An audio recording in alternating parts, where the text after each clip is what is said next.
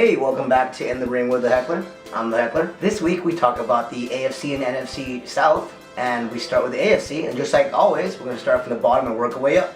In the bottom of the pack, it's going to be the Jacksonville Jaguars again. I'm sorry, Jags fans. You're going to have a 3-13 record, 2-4 in the division, and I mean, let's face it, you guys have a tough schedule. I mean, it's not Oakland Raiders tough, but it's pretty tough. But alas, do not fret, Jags fans. There is a silver lining to the end of this gloomy tunnel, and his name is Blake Bortles, and he'll be here in a couple of years.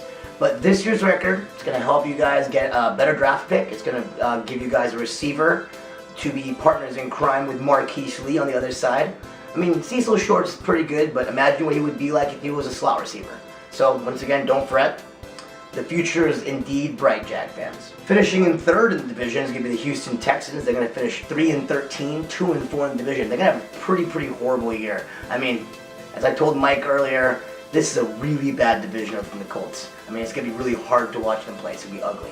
But the Texans, they're going to be, they're going to regress the furthest this year. They're led by Ryan Fitzpatrick, and if you didn't know, he's the former Bills quarterback. And, well, I know you're saying he's an upgrade for Matt Schaub. Reality? No. Not an upgrade for Matt Schaub. He's actually a downgrade from Matt Schaub. You guys have a horrible year. You've been wasting the talents of Arian Foster and Andre Johnson. Finishing above them is going to be Tennessee Titans. They're going to be 4-12, 3-3 in the division. Titans, they're going to fight hard. I'm not going to give up. But in the end, they have a two-step schedule, and they're not good enough. They're too young, so they're not going to have many wins. So they're going to finish second by default almost because they're better than the Texans and they're definitely better than the Jaguars. And to no one's surprise, the winner of this division is going to be the Indianapolis Colts. They're going to finish 11-5 and 5-1 in the division. Obviously, they're going to basically, wash their hands of the division. They're going to take care of them. The record 5-1. They might lose one at the end, but they're basically get to the playoffs based on that. The out-of-division record, it's going to be kind of hit or miss. Wins and losses depends on what Andrew Luck can do and if the running game can show up or not. The Colts pretty much won't get tested, I don't think, until playoff time rolls around. And I think once again in the playoffs, they're probably going to have little holes in them. Andrew Luck can't save them all the time. I mean, remember last year's playoff, that fumble should have been a fumble. Andrew Luck, miracle in Indianapolis, basically recovered that fumble, dove it in for a touchdown. It was one of the greatest things I've ever seen in playoffs, and I'm sorry Chiefs fans for bringing that up. One of the greatest defeats in the history of the playoffs in the NFL. Alright, so the awards for this division, now bear with me folks, it's going to be really Colts heavy. The coach of the division is going to be Chuck Pagano. No one else has done anything that matters, so that's the end of the discussion there. Player of the division, Andrew Luck. Yeah, I know you're saying, no shit Dave, Andrew Luck, but really, think about it. If they lose Andrew Luck, we're looking at 4 really horrible teams. I mean, that's the difference that he makes to the Colts. Newcomer division is going to be Hakeem Nicks. Yes, another Colt. I know, I can see the Colt things popping up right here, or, maybe he just keeps it here, and the names, faces are changing over here on my left, but, Hakeem Nicks, he basically fits that offense like a glove. He's been injured the last couple of years in San Francisco. He couldn't really play the slot. He couldn't really show what he could do inside the 20s. Now he comes over to the AFC, a little bit faster turf, a little bit, weaker division, not as good of a defense on the outside perimeter. So Hakeem Nicks is going to be Andrew Luck's best friend.